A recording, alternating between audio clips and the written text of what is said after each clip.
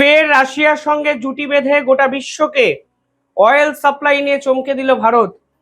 আজকে দুপুরে এমন এক বিস্ময়কর কাণ্ড ঘটেছে যা স্বয়ং আমেরিকা নয়, চীনের কাছেও কিন্তু নজিরবিহীন।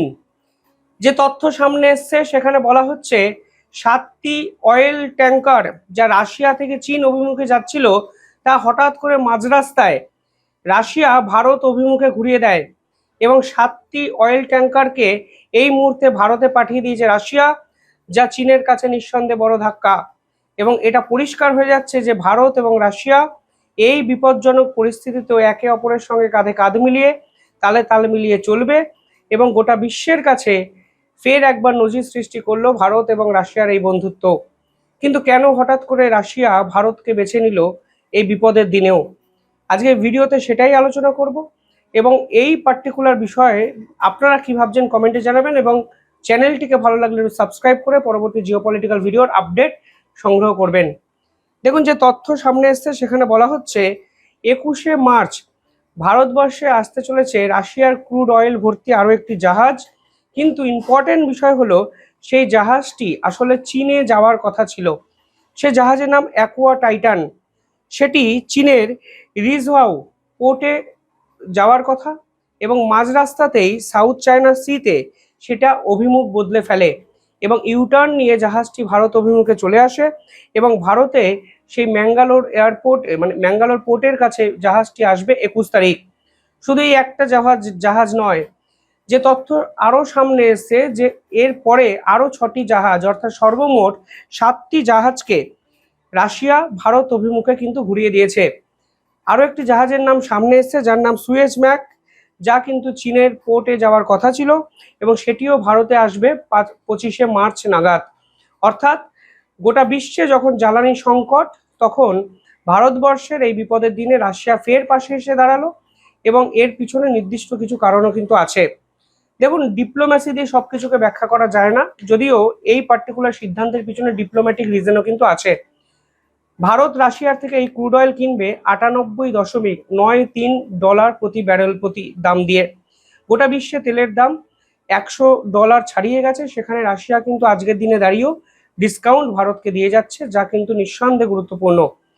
রাশিয়া ভারতের থেকে এর আগে যত টাকা নিত, এক্ষেত্রে টাকা অতিরিক্ত নিলেও বিপদের দিনে যেভাবে ভারতকে সাহায্য করছে সেটা কিন্তু ইতিহাস হয়ে থেকে যেতে পারে, কারণ গোটা ভারতের এই মুহূর্তে জ্বালানি সংকট ভারত কিন্তু মোকাবিলা করে যাচ্ছে নিজস্ব দমে, নিজস্ব মুন্সিয়ানায়।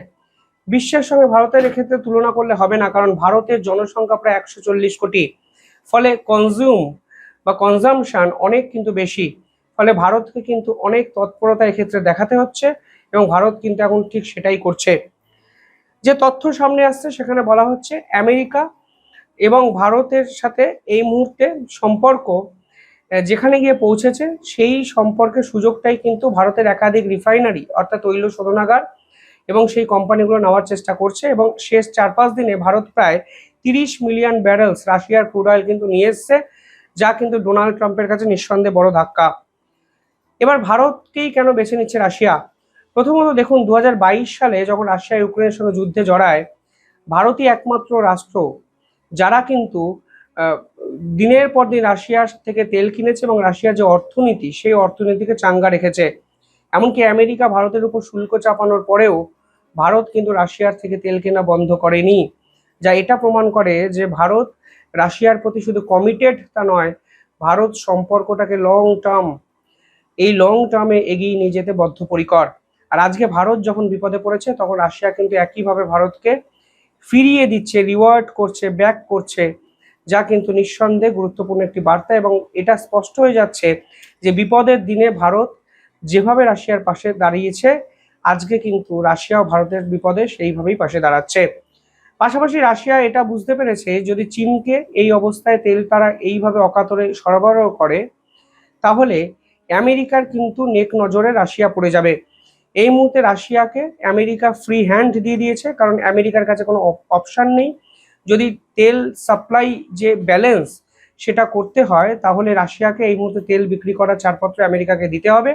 ফলে এক্ষেত্রে রাশিয়ার উপর থেকে অনেক স্যাংশন কিন্তু আমেরিকা তুলে নিতে বাধ্য হয়েছে, কিছুটা দায়ে পড়েই। আর চায়নাকে তেল দেওয়া মানে আপনি ফের একবার আমেরিকার নেক নজরে এসে পড়লেন।